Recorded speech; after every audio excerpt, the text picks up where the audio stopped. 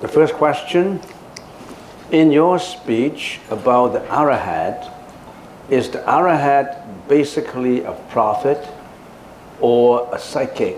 That's a layman's view of a prophet or a psychic.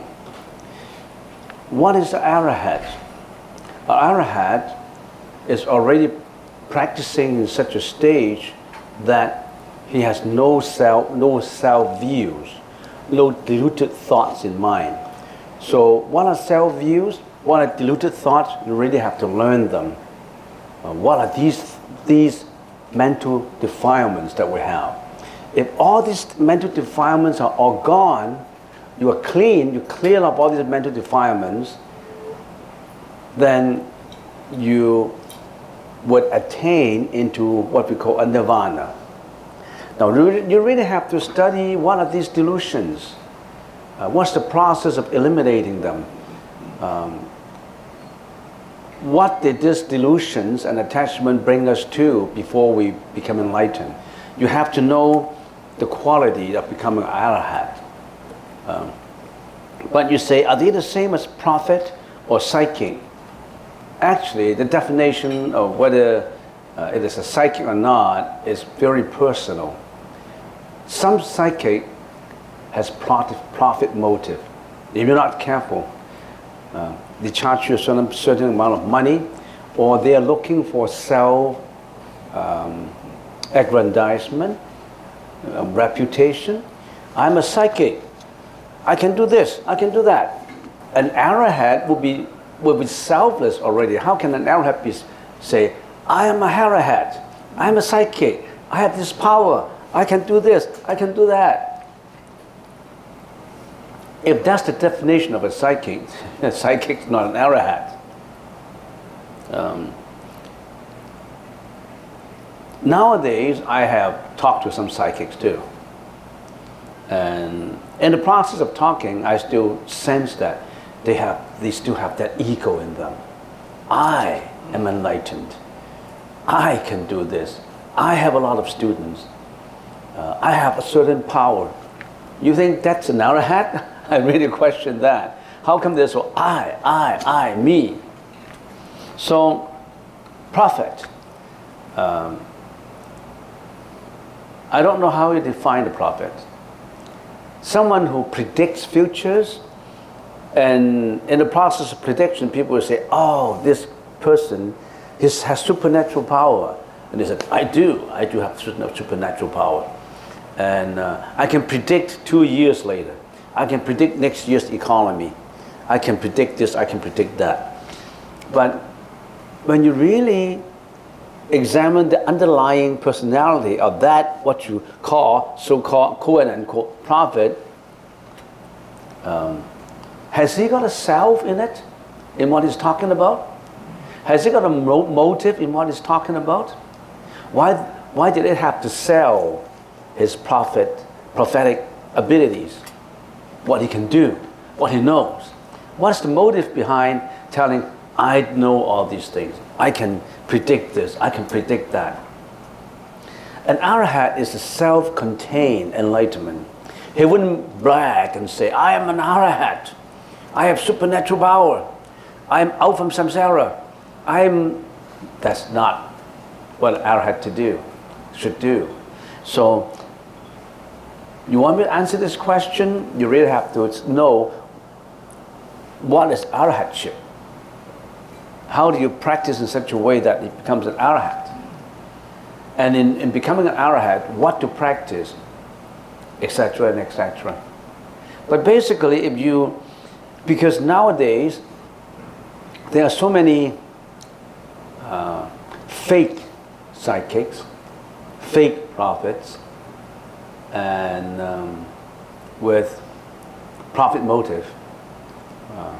They could open a school where they say, I'm not going to charge you any money. You just come in to learn.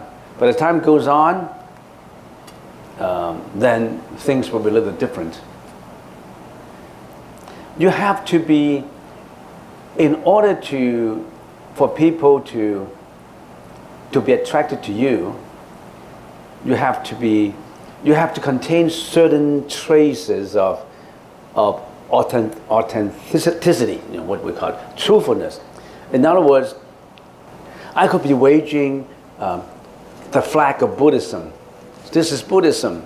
Then you come to me, and then behind there's another different self motive behind it. Very difficult nowadays. Nowadays, there's so many people who uses the Buddhist authentic teaching to achieve certain self-interest. I'll put it this way. There are fake monks too. Monks who think they are real, but they're actually fake. So I don't know what to tell you. You have to use your own intelligence to discern. Basically, an arahat has no self, has no self-views, has no delusions in the mind. An arahat will not come to you and introduce himself as an arahat. You don't even know he's an arahat. He's an arahat, but he won't tell you he's an arahat. If the arahat is coming to save you, he just saved you without you knowing that he is an arahat. He won't say, I am an arahat. I come to save you. I'm your savior.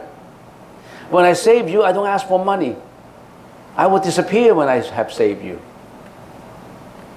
I can do this, I can do that. That's not an arahat. No, certainly not. Next question.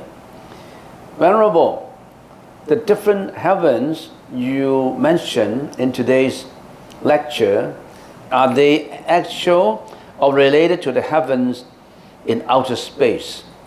What they mentioned in the book Bhagavad Gita, the word heavens would suggest that there are locations, right? There must be a location for heaven, right? Otherwise you can't think of heavens. If heavens has no location, what is heaven? So you are trying to relate locations to outer space. Outer space is locations. So in that respect, heavens are outer space. How outer are the outer space? Who knows? I'm not scientific enough to tell you how many millions of miles the devas are living in, how many millions of miles. I don't know, but we know that. Well, we know that when you are still in locations, you're not enlightened. The concept of location must be gone before you are enlightened. I'm here. You have a location. When you have a location, you must have material to have location. Because a location will suggest north, south, east, west. You still have material, you still have a direction to have location. But north, south, east, west is not, it's just a concept. There's no such thing as north, south, east, west. When you are standing in the opposite direction, north becomes east, east becomes west. So it's just a reference point. It's just time. When you are in the arahatship, the concept of time and space is already gone. When you are still bound by time and space, you're not enlightened. You are still in time and space. When in time and space, you are confined. You're not enlightened yet. When you're enlightened, you're outside time and space. So when you're asking me, is it in the same as in outer space? Yes. Heavenly people, they are not enlightened. They must be in outer space. How outer is the outer space? Do we need to know? If I say it's 6 billion, thousand millions of miles, are you going to measure it? How does it help you by knowing exactly where outer space is? But it's just for interest. Yes, heavens, outer space, yeah, they could be the same. Are they mentioned in the Bhagavad Gita? Bhagavad Gita mentions space, heavens too. But I didn't go into detail of Bhagavad Gita It's one of the most ancient classical books in India, written in India, written by highly wise philosophers. So, are they the same? You can say, yeah, they're the same. But they're still bound by time and space, not enlightened. Sentient beings bound by time and space, they're not enlightened. You have to transcend time and space. So what is this transcendence? When you are not within time and space, what it is? What is it? How can I even tell you? When it is not time and space, you can't even talk about it. You can't even talk about it. But with something that you can't even talk about it, how can it be in your mind and in my mind? You really have to experience it to know. It does not matter how many books you have read or how many books you have written. You are still in time and space. You are still in that very limitation of words. W-O-R-D, words. When you are still in the limitation of words, you are still in the limitation of a conceptual world. When in that conceptual world, you still have I, you still have me, you still have you, then that's not it. That's not it. I don't know how much I can tell you. This is what it is, right? Okay, next question. If becoming a bhikshu is not an immediate option for laypersons, what can they do to expand their consciousness, increase their spiritual practice, and build good karma? Then you really have to, there are three, if I can use an analogy, three major courses or degrees or whatever you call it in the Buddhist teaching. So you have to practice it, you have to first of all practice your own morality. Within that framework of morality, abstain from killing, abstain from lying, abstain from intoxication, abstain from sexual misconduct, abstain from what else? Stealing. So you have, first of all, you have to clean up your own moral conduct. It does not matter whether you want to become a bhikshu or practice Buddhist teaching. You're talking about the Buddhist teaching, but you are still drinking, you're still having a relationship, you're still gambling. What's the point of saying become a bhikshu or not becoming a bhikshu? Clean up your own conduct first. Observe all the vinaya, all the precepts. A layperson has at least 5 precepts. And you have to observe these precepts in detail. For example, in stealing, I abstain from stealing. You say, oh, I never steal anything. But then, did you study that act of stealing in detail? When the Buddha talked about stealing, the Buddha went into great detail. That's what we call vinaya, the study of each behavior in detail and observed by it. Let me give you an example. You abstain from stealing, right? Oh, I am moral. I abstain from stealing. But you're working in a company and you have kids, for example. The summer is almost over. You need to buy stationery. So you take the company's books, pencils, rulers, notebook, pen books. You take the company's stationery and give it to your kids so that you don't have to buy them. I never steal. I just took. I work in the company. But those stationery are supposed to be used by you on the job, not for your kids. That's exactly stealing. And then when you're working in the company, you're an operator, and every day you will say, this is ABC company, what can I do for you? Good morning. And then when you're off, you're dialing long distance, charging the company long distance call on personal calls. And when the boss is not around, you're doing personal business. You charge your boss $16 an hour, and you waste your time on personal affairs, that's stealing. You shouldn't be using company time on personal pursuits. That's how detailed stealing is defined. If you're a real estate agent and you're running between two buyers and two sellers, you're trying to change the wording around, and you're trying to cover up certain things. That's not only stealing, that's fraudulence, misrepresentations. So you really have to observe your own conduct in detail. You didn't steal, you're stealing every day. You're misusing your time every day. You're talking, I'm not killing. I never kill any. But you are still not a vegetarian. You're wearing mink coats. You know how they kill the mink? They skin them alive. Seals. Lobsters, fish, crabs. You're supporting killing, and you're talking, I am not killing. So why don't we just, you're talking about, what can you do?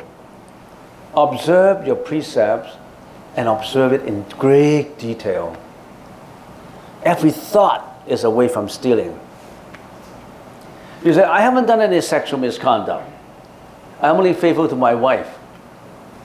The observance of abstaining from sexual misconduct starts from the mind.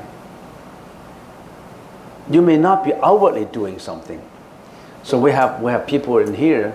You say, I've been observing,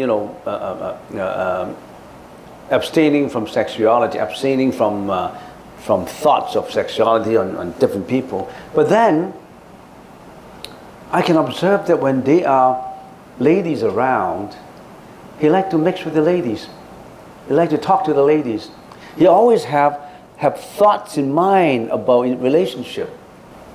It may not be obvious. He may not have the opportunity to get the relationship. But his thought is still not pure. So we're talking about observing precepts is from the very minute detail. The Buddhahood aims, the Arhatship aims at the very detail of each conduct. So, yeah, you cannot be a bhikshu, but why don't you observe your precepts in great detail so that every thought is abstaining from stealing, every thought is abstaining from sexual misconduct, abstaining from lying. Yeah. How much lying you have done? You know. So when we become ordained as a bhikshu, a monk has 250 precepts to observe. And in the first 5 years, we don't actually study other sutras. We have to concentrate in studying the Vinaya, how to observe the 250 precepts. We have 250 precepts to observe, and you only have 5. And sometimes we feel very ashamed of whether we have really followed those 250 precepts. We always have to reflect on ourselves, how much we can observe, how much we haven't observed. Every half month we have to reflect on ourselves in a group, whether we have broken some precepts, and we have to seek for repentance. Everything is done in detail, not just on the surface. So if you're asking me, if you're not a monk, as a layperson, what can you do? Study the Buddhist teaching in details and observe it in details. The detail goes to the thinking, not in your action. Life is short. If you're 50 years old now, you have another 50 years to live. But if you spend your time every day in the same way, there isn't any meaning in the value of life. Breakfast, lunch, dinner, partying, working. The Buddha said, transcend samsara, life and death. Don't go back to life and death anymore. This life could be more fortunate that you didn't involve that much suffering. There are people who were in deep sufferings. I've been to different places. I even went as far as Nicaragua, the poorest country in Latin America. You know how they live? All these children live by the dumpsters. Every day they went up to the dumpsters, all this, and they pick whatever is important, whatever they think is valuable, and sell them for $1 per day. And many of these children die of disease. There are places in the world that are so underdeveloped, they're so poor that there's a lot of suffering. And their longevity is not more than 20 years old. I haven't even mentioned how humans slaughter animals, the way they slaughter them, or how humans treat humans. Get on YouTube to get to see news about the world. These days, for the past 50 years, we're already in good shape. How about the Second World War? How many people were killed in the Second World War, in the First World War? Just about 20 years ago, there was a genocide in a country in Africa, where in 3 months they killed 600,000 people. All these are their own folks, going through a lot of torture. The world is absolutely imperfect to live in. The Buddha told us, and we have to transcend it. First, we have to learn to be a good person first. Observe your morality. You have to be a good person before you become a Buddha. You're talking about become a psychic, but you are still drinking, you are still have relationship, you're still gambling, and you're talking about you are a psychic? You're a prophet? Observe a person by his behavior and speech, and what is more important, by his thought, not by what he's doing, but not by just what he's talking about.